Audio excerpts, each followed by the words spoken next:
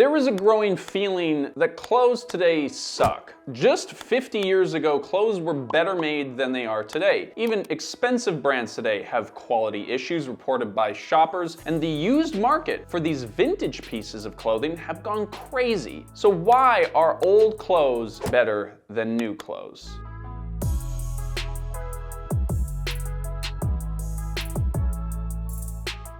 Today's video is sponsored by True Earth. Alright, so to establish off the top, when we say old clothes, we're not talking about the handmade, tailored outfits of Downton Abbey. The absolute shocking levels of quality that we have today is bad in comparison to fast fashion from even just 15 years ago. If you want a more in-depth look at the rise of fast fashion and the pinnacle of craziness that we have today, check out our Shein video to get caught up to speed there. A short summary though, in that video we talk about how today it's not just fast fashion or ultra fast fashion, but today we're dealing with real-time fashion, which is honestly just insane. We released that video back when I had no hair on my face and still a little sparkle in my eye, but it's kind of like the prequel to this video in a lot of ways. In this video, however, we are going to be talking about the differences between modern Shein fashion and the vintage clothing made between the 70s and even into the early 2000s. So if you happen to wear something of the vintage that we are describing, you might notice some of the differences. The colors keep a lot better. The materials are higher quality, and the stitching is more robust in many cases. Now I'm sure many of you might be thinking the simple answer to this whole video is planned obsolescence. This concept isn't new, and it is perhaps the root of so many of our dystopian consumer stories. Many products, not just including clothes, but famously so in the fashion world, are designed to fail, break down, or fall apart so that you as the consumer have to go out and buy more of them. But we're digging a lot deeper than that. This video is actually the first in a series that we are hoping to create, breaking down and explaining the shifts in production to this planned obsolescence norm. We're going into depth way more than just stuff is worse now, to show you how these changes are happening and what that means for us as people, and how some companies and individuals are fighting against it. If you want to see more of this journey, consider subscribing to see new episodes every single week and more from this series. So the reason why we're starting off with fashion is because it's probably the most famous and the most universal. Today it has gotten to the point where clothes are basically seen as disposable. The average garment is only worn 7 times. Less than 1% of fabric gets recycled. And yeah, thrifting exists, but it doesn't solve the problem. And we've already made a video on that one too. We've actually made a lot of videos about clothing. We know how fast fashion came about and how shitty it is for basically everybody involved. But to understand why today's clothes last on average less than 10 wears, we've got to take a step back and look at industrial design. Industrial design refers to the guiding principles that inform how our industrial production works at a systemic level. It balances 3 considerations: functionality, appearance, and manufacturability. It's basically the good, fast, cheap triangle in which you can really only choose 2. The result is that we're living in an era where functionality has been tossed out completely to prioritize manufacturability, which is basically cost over everything else. In an effort to maximize profit, everything is being produced by the people or the countries that will do it for the least amount of monies. However, there are a few brands out there that have proven that it doesn't have to be that way. We talked about this in our Le Creuset video. But the fashion industry is not like that at all. To pump out a piece of clothing from design to the rack in as little as a couple of weeks like Zara, or in just one like Shein, companies are cutting corners faster than toddlers in a relay race. If you just stop and think about it for even just a second, all the steps that it takes to make a piece of clothing, from harvesting fibers, chemically treating them in a lab, weaving the fabric, spinning the thread, designing the pieces, stitching, manufacturing, distribution, marketing, sales, it is bonkers how quickly we are producing these pieces of clothing. And this obsession with maximum manufacturability means that all the other interests are just completely out the window. Now, before we get into more of this depressing reality, let's talk about something positive. The sponsor of today's video, True Earth. I've personally been using True Earth laundry strips for years now, and multiple family members within the Future Proof team have too. True Earth gets around a lot of the issues associated with those big laundry jugs by going with a strip system instead. Want to do a half load? Just rip it in half. Want to do a big load? Use 2. Their strips are also way easier to ship and come in lightweight, recyclable cardboard packaging, and once they get to your house, they're easy to store, making the whole experience of doing laundry that much better, especially when you're like me and you have a newborn baby. To top it all off, they are a local British Columbia, Canada company based right here in Vancouver, and they are a registered B Corporation. We love to support a local business and one that is innovating and making something truly helpful and better for the planet. A huge thank you once again to True Earth for making this video possible. Make sure to use the discount code FUTUREPROOF for 10% off your order. And now let's get back into the video. See, before the 70s and the 90s in some cases, clothing was made differently. It, by and large, wasn't being made or shipped overseas, and even when it was, there was still some expectations that a piece of clothing would last through more than just a blustery day. In the 70s specifically, the designs might have been imported, but then local manufacturers would make the items, literally tracing the designs with chalk and cutting patterns by hand, so seamstresses could stitch all the pieces together. It could take up to 18 months to get from the design stage to the item hitting the rack. And 18 months is so much longer than 2 weeks. It just doesn't matter what you're making. If you're used to doing it in 18 months and now we're doing it in 10 to 15 days, it's just gonna be worse. Like imagine trying to write a book in 2 weeks or train for a marathon. I mean, I don't know how people train for marathons, but I'm just saying that it's probably gonna go badly for you. But even just look at the assembly. In the 50s, a skilled seamstress would assemble 15 dresses a day. Compare that to today, where Shein factory workers are making 500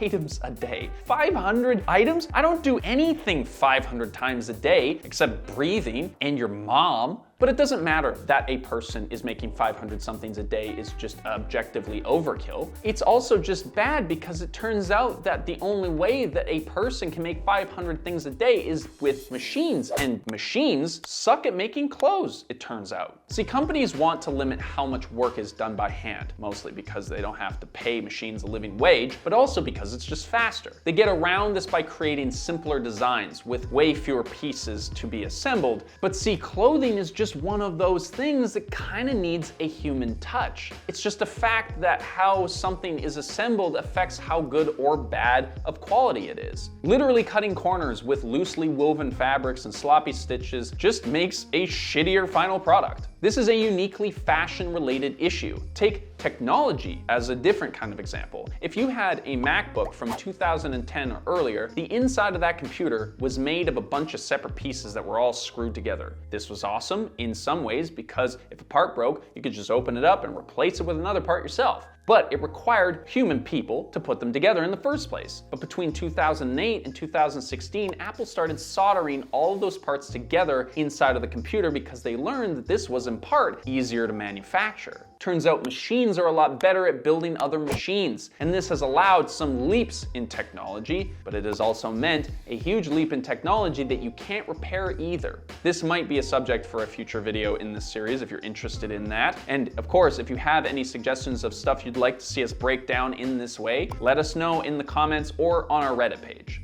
This shift away from people making clothes by hand also means that as a global culture, we're losing the knowledge and the skill of how to make clothing well. Some fashion archivists say that pieces in their collections would be impossible to try and preserve because no one knows how to do it anymore. Things have also changed on a fiber level. Before the rise of synthetics, clothing was made of natural fibers. Cotton, linen, silk, and wool are all natural fibers that are super durable and long-lasting. But of course, they are more expensive to produce, which is why synthetics have taken over in the era of fast fashion.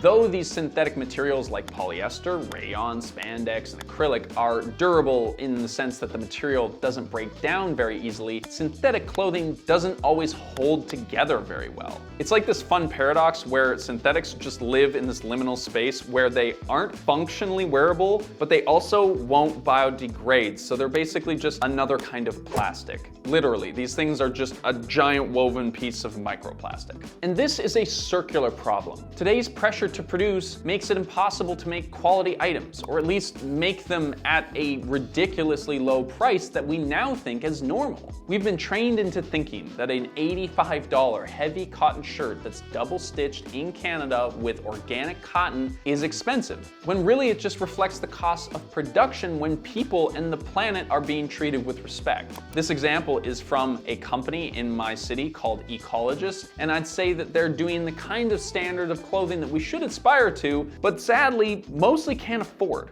On top of all of this, companies like Reformation, which built their entire brand on the illusion of quality and sustainable garments, are now producing expensive clothing that are still full of synthetic fibers and not necessarily well made. And yes, we have another video on them too.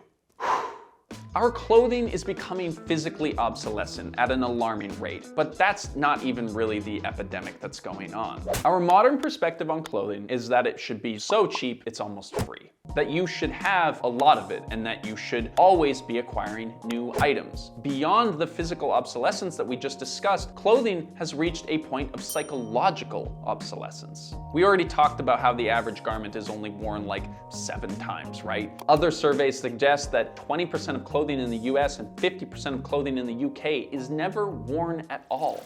This is the epitome of just making shit for the sake of making shit and buying shit for the sake of buying it. And the more that clothing is treated like it's worthless, the more that people will think of clothing as exactly that. In the 70s, it was mostly paper advertisements that guided fashion ideals. In the 90s, it was TV ads. And today, young people look to social media and influencers to know what they'll get likes for in real life and online. This gradual increase in pace and intensity of the marketing and corresponding manufacturing that we talked about earlier means that shoppers today have a completely different standard to keep up with, and it's nauseating. Back in the day, clothing was made to be more durable physically, and fashion in general had a longer lifespan. Clothing was designed to last because the people who bought it cared about it and wanted it to last a long time. But now clothing is made way quicker, and everything is pushing consumers to turn over their closet every 7 wears. And the problem is, it's a really emotional topic. We link a lot of our sense of self to our clothing. We live in a world where ourselves are broadcast onto the internet to potentially millions of people. So even a person who is usually invested in sustainable and quality purchase feels compelled to change over the clothing every season or so because somebody might be watching. We actually did a poll on our community tab a little while ago to ask you specifically if you would rather have 1 high quality sweater that will last years or 6 low quality sweaters that don't. And the results are interesting. Obviously, we can't corroborate this with the reality of every person who voted, and our audience is probably biased, but of the 14,000 votes that poll received, 83% of you said that you would choose quality over quantity. Now, there was some good discussion in the comments where folks were saying that you'd actually prefer something in the middle, like 2 or 3 middle quality sweaters, so you had some options, which is reasonable to me. But how does this desire actually translate into reality, right? Like, I'm willing to bet if we redid that poll by asking people what they actually had in their closet, the result would pretty well be the opposite. And not by any fault of you, but because of how our fashion world works. And this brings me to what I'm gonna call the Gen Z fashion paradox. Now, according to our analytics, most of you in our audience are my age. So you're between 25 and 35, which makes us firmly a millennial YouTube channel. But our research turned up some interesting social analytics about how Gen Z is shopping. Turns out Gen Z is more socially and politically informed than any generation before. When it comes to clothing, Gen Z thrifts and upcycles way more, and they buy a shit ton of fast fashion too. Affordability is obviously an issue here. As much as millennials complain about boomers and the affordable housing crisis and getting a living working wage, Gen Z is even more financially screwed. Never mind entering adulthood into a frickin' global pandemic recession situation. They were born into the height of fast fashion, so they're conditioned to expect that clothing is super cheap. But they're also pretty aware of the horrors associated with the fashion industry. And on top of this, these people want to express themselves too. And anyone who has been a young person knows that it takes a lot of trial and error to hone in on your style and who you are. Imagine trying to learn who you are in an internet culture. It's an absolute nightmare. I would hate it. So really, to ask Gen Z, or anyone really, to explore and test and find their personal style in our fast fashion world while investing money in only a few sustainable, durable pieces of clothing is almost an oxymoron. So, if you came here for doom and gloom, you basically got it. If you want to hear a few options about some things that might make it better, keep listening. There's a new trend of clothing rental companies like Nuuly, which might be a solid alternative, though they do have some mixed reviews. These companies charge a monthly subscription in exchange for sending you a few items of clothing every single month, which is pretty convenient if you're shopping a lot, or for a specific occasion, or you're fluctuating in sizes. However, it is $100 a month, which seems hefty, but if you are a big shopper, then maybe that makes sense. Plus, we already know that shopping gives you a dopamine hit, and that satisfaction of getting a good bargain, something that we've come to expect with clothing once again, leads to compulsive purchases. So maybe this is a way to feed that fast fashion need for speed while avoiding the buyer's regret and minimizing the negative impacts of the modern fashion industry. We haven't tried this, we just found it on the internet. If you've tried something like it, let us know what you think down in the comments below. And of course, in the meantime, try not to buy too much clothing. Buy it used if you can. Thank you for watching. We'll see you in the next one.